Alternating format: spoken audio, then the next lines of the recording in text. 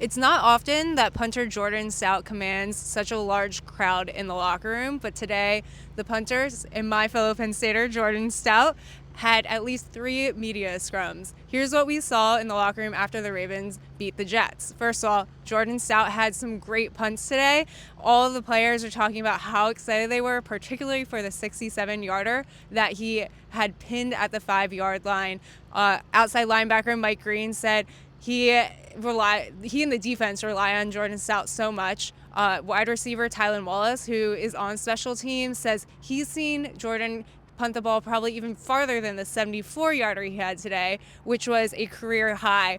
And, Jordan celebrated with a fun little celebration, and I asked him about that, and he said he lost control of his body. So he was having a good time. He was definitely reveling in the moment. It was good to see because he's had some inconsistencies over the years, but he's really having a career year.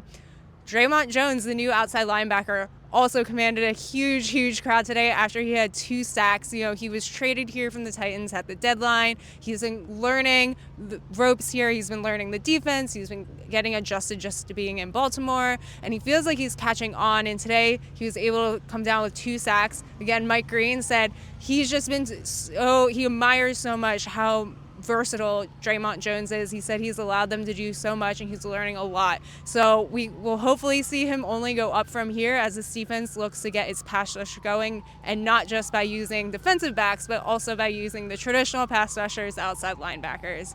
Finally, on a less happy note, the offense was not super happy after their performance today. Rightfully so, they took a really long time to get going. They did score from short yardage situations, which we haven't seen in a while. They were 2 for 2 in goal to go situations, but they were 2 for 5 from the red zone. And even though they scored in those goal to go situations, Tyler Linderbaum said, you should be scoring in that. You can't really take that much of a win because they should be doing this anyway.